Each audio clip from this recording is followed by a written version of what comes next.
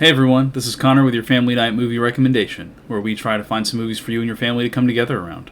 We watch each movie to pull some talking points out for you to look for and to discuss with your family after you watch. Don't worry, we do our best not to leave any spoilers in.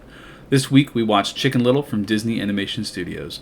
It was released in 2005 and is one of Chloe's personal favorites. You can find it on Netflix and Disney Plus. So this week our Netflix recommendation for family movie night is Chicken Little. Chloe, what do you think about Chicken Little? I love Chicken Little so much. I think every person that is alive should see this movie because it's so funny. My favorite part about Chicken Little is the names because they're wild. I love them so much. So we got Yeah. Chicken Little, we got Master Runt of the Litter, we got Fish Out of Water, and then we got Abby Mallard, Foxy Loxy, the Mayor, Turkey Lurkey. So Goosey good. Lucy, Goosey Lucy. Morky Mine, Porcupine. Exactly. Like it just doesn't stop. One animal would have like a normalish name, but none of them. No, none of them do. It's all some kind of rhyme of like what they are. Yeah. My favorite part of the movie is I love how the main characters are these like nerds and losers and outcasts people. If they were people, they would get bullied by everyone. And so I love how that four main group of Ron Fish, Chicken Little, and Abby are like the closest of them because they are bullied by the dodgeball coach. They're bullied by Foxy Loxy, and like everyone in the town just kind of dismays them, doubts them with everything. I love how they're the main four characters, and then they're kind of looked down upon. And at the end of the movie, they save the entire town and they save everyone that has wronged them.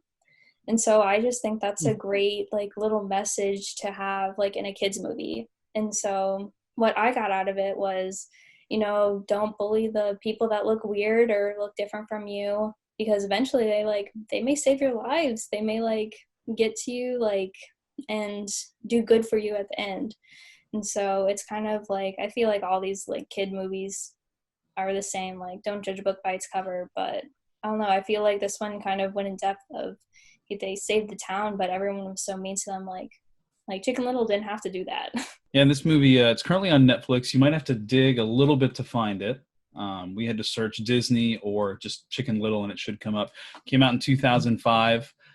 Zach Braff is the main voice, which I tuned to because I love Zach Braff from his work. This was actually the second fully digital animated movie that Disney put out. Really? Yeah, Really? of their whole studio. The first one was the movie Dinosaur. I don't even know what that is. Wow. Yeah, well, and this is Disney, not Pixar. So like Toy Story came out before this. This came out in '04, '05, I think.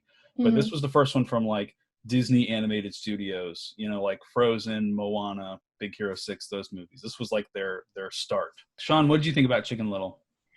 I liked Chicken Little. I watched it when it first came out. I remember watching it at a school elementary. They had like a pajamas and movie night and liking it then, but I forgot a lot of the details. So I'm watching this and I'm like, wow, this movie is all about trying to be accepted and fitting in and just sometimes having to pretend or push down what you really want to say just so you can fit in when people don't believe in you, and even sometimes the people closest to you. So the thing that jumped out at me the most, the biggest takeaway for me for this movie is like they never, what's the one they called the ugly duckling, whatever her Abby name Mallard. was?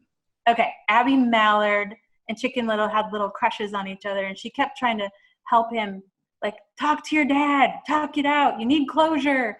And the dad said to him at one point, be invisible.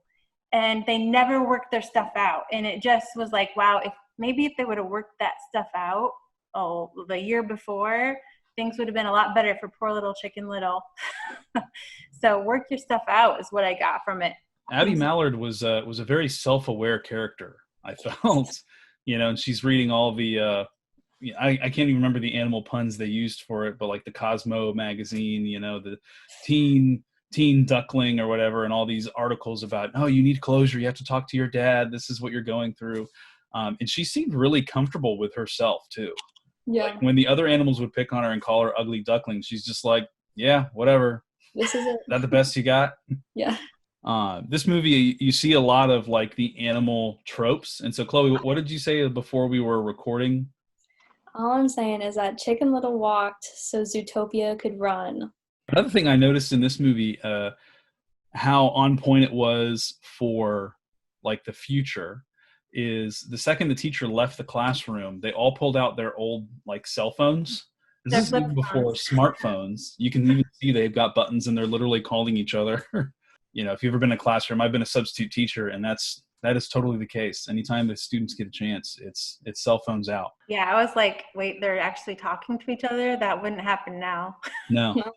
They're not 6 feet away from each other. So what do you think the overall message that you took from this Chicken Little movie? What do you think is the message that we can take for our families?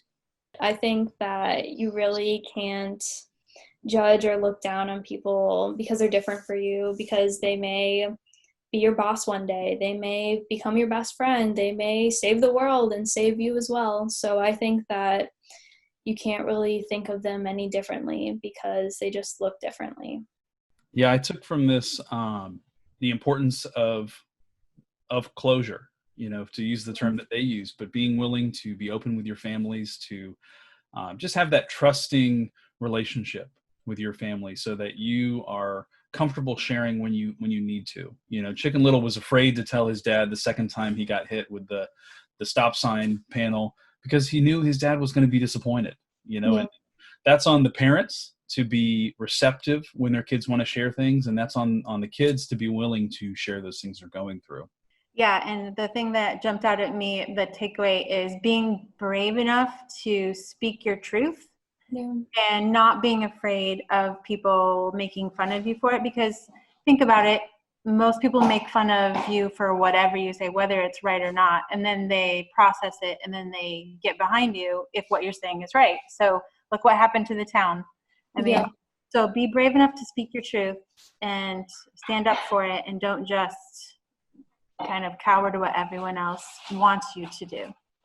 I think you should watch it from the perspective of Chicken Little, but then I think you should watch it from or look for the perspectives of the cool animals and think to yourself, do I treat people that way? Who can I see that's like the Abby Mallard and Chicken Little, and help them out in life? Thanks for watching our take on Chicken Little. Let us know what you thought of the movie in the comment section, or reach out to us on Facebook. If your family has a movie they love, let us know what it is, and we'll take a look. Until the next time.